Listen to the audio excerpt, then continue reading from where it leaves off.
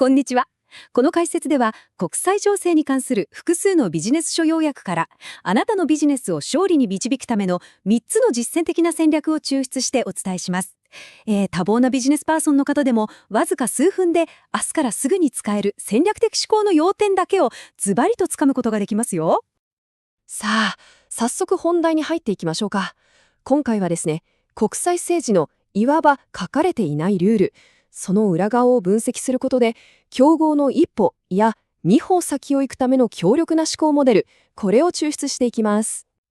多くのビジネスがなぜ失敗してしまうんでしょうか。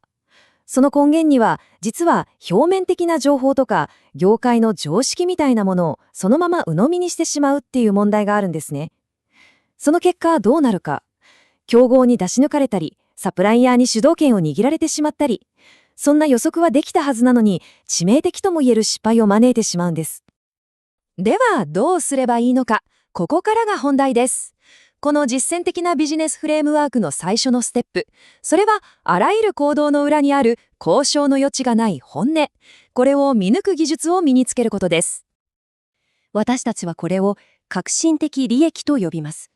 これ何かというと、公式発表とか立派な企業理念といったいわば建前の裏に隠された行動を本当に決定づけている根本的な動機のことなんです。国際正義の世界ではこれを国益と呼びます。そしてこれから見ていくように、これこそがどんなパワフルなプレイヤーたちも唯一そして一貫して従う絶対的なルールなんですね。例えば、このスライドにあるように、国際関係のルールとは、暴力と貪欲を合法化したようなものだ、と。そして、大国が守るのは唯一国益だけだ、という、かなり厳しい指摘があります。これ、つまりどういうことかというと、自由貿易みたいな、一見すると素晴らしい理想でさえ、絶対的な原則というよりは、自分たちの革新的利益を達成するための一つの道具として使われることがあるということを示唆しているんです。この国際政治の力学、実はそのままビジネスの世界に応用できるんです。もっと噛み砕いて言うと、私たちは取引先とか競合他社の公式発表、つまり平和と協調だとか、我が社の企業理念はといった言葉だけを信じてはいけないということなんですね。彼らの行動を本当に動かしている革新的利益、例えば国家にとっての資源確保が企業にとっての四半期ごとの利益目標の達成にあたるわけです。これを見抜く必要があるんです。つまり、ステップ1で重要なのは常に彼らが絶対に譲れない目的は一体何なんだろうと自問することです。まずはあなたの市場にいるすべてのプレイヤー、競合もパートナーも含めて彼らの革新的利益を地図のように描き出すことから始めてみてください。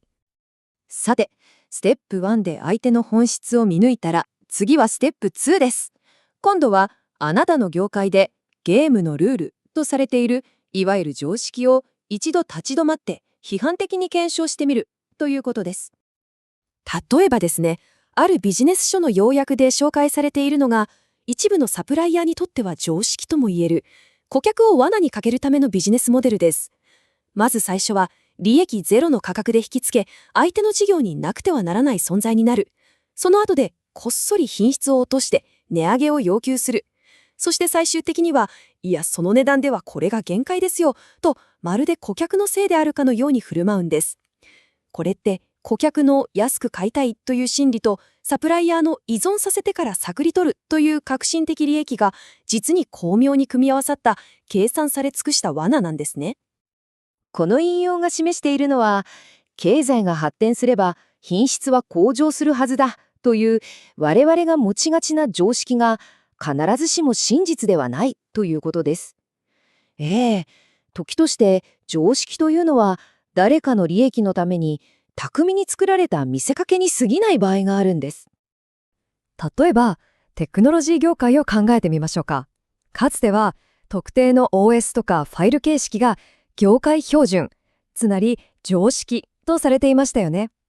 でも、それって本当に技術的に優れていたからなんでしょうか。それとも、市場を最初に支配した巨大企業の戦略によって、他の選択肢が事実上排除された結果だったのでしょうか。このように、ビジネスにおける常識もまた、既存の有力なプレイヤーに有利なように作られたただの習慣ではないかと疑う視点が非常に重要になってくるんです。つまり、ここでの重要なポイントはこれです。どのルールが本当に超えられない制約で、どのルールが実は挑戦可能な、単に定着してしまっただけの思い込みなのか。これを識別することなんですね。そして、いよいよ最後のフレームワークです。ステップ1で本音を見抜き、ステップ2で常識を疑った。その上で、未来の動きを言葉ではなく、プレイヤー間の力のバランス、つまりパワーバランスの変化から予測するという手法です。ある本の分析では、国際関係がボーリングに例えられています。面白いですよね。そこでは、各国家がボーリングのピンのように並べられていて、戦略的な必要性に応じて、ある国が別の国を倒すために建てられる、つまり利用されるというんです。このボーリングの例で言うと、まず、19世紀の終わりに台頭してきたロシアが脅威とみなされました。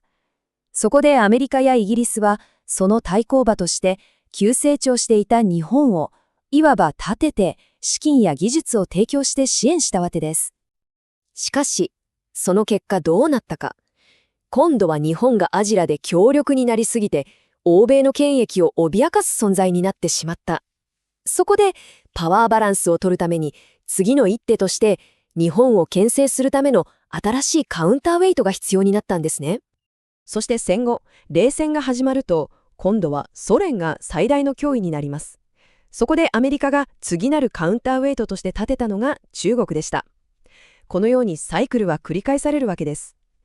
ここから学べるのは、国家の行動というのは、イデオロギーとか友好関係ではなく、常にその時々のパワーバランスを維持し、最適化するという、極めて冷徹な必要性によって駆動されているという事実なんです。そして今、ある本の要約が示すように、世界は効率を最優先するグローバリズムから安全保障を重視するナショナリズムへと大きく揺り戻しています。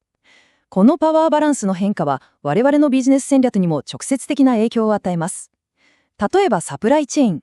これまでは一番安い場所で作ればよかった。でもこれからは有事の際も止まらないかという強靭性、つまりタフさが最優先になります。税制も同じです。タックスヘブンを使った節税はもはや許されなくなり、国家による徴税強化、いわゆる BPS のような国際的な包囲網が強化される時代なんです。ここでの結論はこうです。あなたの競合の次の打ち手は、彼らの理念や発言ではなく、彼らが持っている能力と、市場のリーダーやあなた自身との相対的な力関係によってほぼ決まるということです。業界の勢力図を冷静に分析することで、脅威と機会を事前に予測することが可能になるんです。さあ、これが今回複数の本要約から抽出した実践的なビジネスフレームワークの全体像です。ステップ1でプレイヤーの本音を見抜き、ステップ2で業界の思い込みを疑い、そしてステップ3で力関係から未来を予測する。この3つのステップこそがあなたのビジネスの解像度を劇的に高める戦略レンズとなるのです。では、最後に明日からできる最初の一歩を提案します。競合他社を1社だけ選んでみてください。そして、その会社のウェブサイトやマーケティング、広報をすべて無視して、彼らが絶対に譲れないたった一つの革新的利益とは何だろうと考えて紙に書き出してみてください。この簡単な訓練が表面的なニュースに反応するのではなく、戦略的な意図を先読み知る視点への重要な第一歩となります。このように複数の本要約やビジネス書要約を掛け合わせることで短時間で実践的な知性を身につけていきたいという方は、ぜひチャンネル登録と高評価をお願いします。ご視聴いただきありがとうございました。